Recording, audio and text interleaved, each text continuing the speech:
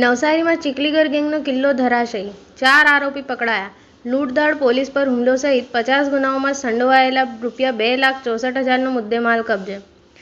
નવસારી દક્ષિણ ગુજરાતમાં લૂંટ અને ચોરીના બનાવોથી દહેશત ફેલાવનાર કુખ્યાત ચીખલીગર ગેંગના 4 સભ્યોને નવસારી પોલીસે રંગેહાથ પકડી પાડ્યા છે.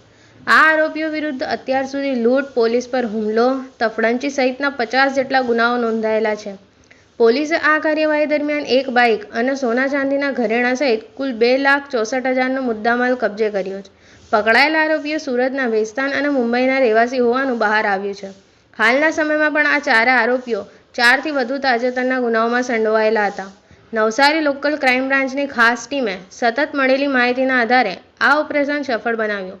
પોલીસે હવે ગેંગના અન્ય સાથીદારો અને નેટવર્કની શોધખોળ શરૂ કરી દીધી છે. TV18 ન્યૂઝ નેટવર્ક સાથે રસીદ ભાણા, નવસારી.